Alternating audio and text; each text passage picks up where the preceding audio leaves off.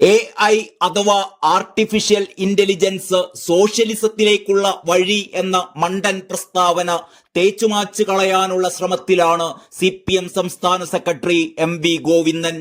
AI സമ്പത്തിന്റെ വിഭജനത്തിന് കാരണമാകുന്നു, അതാണ് സോഷ്യലിസ്റ്റ് വിപ്ലവത്തിന്റെ അടിസ്ഥാനം.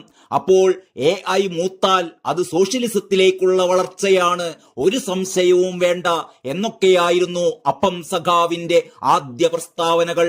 ഈ മണ്ടത്തരം സോഷ്യൽ മീഡിയയിൽ വൈറലായതോടെ നിലപാട് തിരുത്തി AIക്കിട്ട് തലങ്ങും വിലങ്ങും വെടിപൊട്ടിക്കുകയാണിപ്പോൾ അന്തംഗമ്യ സഖാവ്.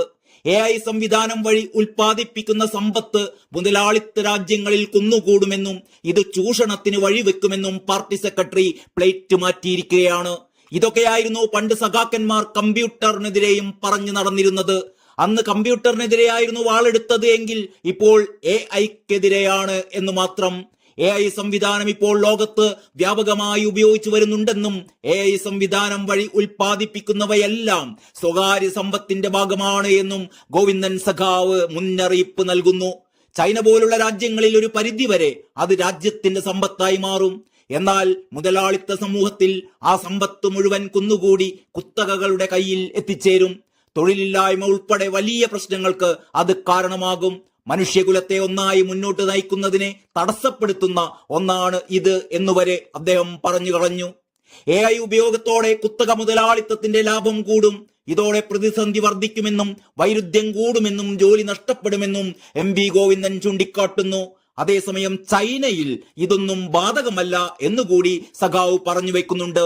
ചൈന ബഹുദൂരം മുന്നേറുന്നുവെന്നും MV ഗോവിന്ദൻ പ്രശംസിക്കുന്നു. നിർമ്മിത ബുദ്ധിയുടെ ഭാഗമായി രൂപപ്പെടുന്ന ഉൽപാദനോപാധികളുടെ ഉടമസ്ഥാവകാശം കോർപ്പറേറ്റുകളുടെയും മുതലാളിമാരുടെയും കയ്യിലെത്തുന്നതോടെ പ്രതിസന്ധികൾ കൂടും. ഇത് വലിയ പോരാട്ടങ്ങളും സമരങ്ങളും ശക്തിപ്പെട്ടു വരാൻ കാരണമാവും. AI ഉപയോഗിക്കുമ്പോഴുള്ള പ്രശ്നം എന്താണ്? കുത്തക മുതലാളിത്തത്തിന്റെ ലാഭം, മിച്ചമൂല്യവിഹിതം വലിയ രീതിയിൽ കൂടും. അവർ തന്നെ പറയുന്നത് പോലെ 10-60% ആളുകളുടെ തൊഴിൽ നഷ്ടപ്പെടാൻ ഇടയാകുകയും ചെയ്യും. ഈ സാഹചര്യം ലോകത്ത് വളർന്നു വന്നാൽ ഈ ശാസ്ത്രത്തിന്റെ ഭാഗമായി രൂപം കൊള്ളുന്ന ഉൽപാദനോപാധികളെല്ലാം കോർപ്പറേറ്റുകളുടെയും മുതലാളിമാരുടെയും കയ്യിലായിരിക്കുന്നിടത്തോളം കാലം പ്രതിസന്ധി കൂടുകയാണ് ചെയ്യുകയെന്നും ഗോവിന്ദൻ സഖാവ് കൂട്ടിച്ചേർക്കുന്നു. MV ഗോവിന്ദന്റെ ഈ മലക്കം മറിച്ചിലിനെ പറ്റി സോഷ്യൽ മീഡിയയിൽ വ്യാപക ട്രോളുകളാണ് വരുന്നത്.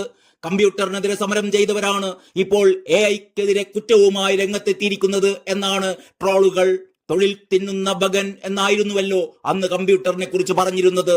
കമ്പ്യൂട്ടറിന് പകരം AI എന്നാക്കിയാൽ പണ്ടത്തെ അതേ മുദ്രാവാക്യം തന്നെ ഉപയോഗിക്കാനാവും, തൊഴിൽ തിന്നുന്ന AI. മുദ്രാവാക്യങ്ങളുടെ പുനരുപയോഗം എന്ന നിലയ്ക്കും ഗോവിന്ദൻ സഖാവിന്റെ ഈ നീക്കം ആഗോള കമ്മ്യൂണിസത്തിന് മുതൽക്കൂട്ടാകുമെന്ന് നമുക്ക് പ്രതീക്ഷിക്കാം. അതിനായി നമുക്ക് 2 മുദ്രാവാക്യങ്ങളും മുഴക്കാം. നന്ദി സഖാക്കളെ, നന്ദി.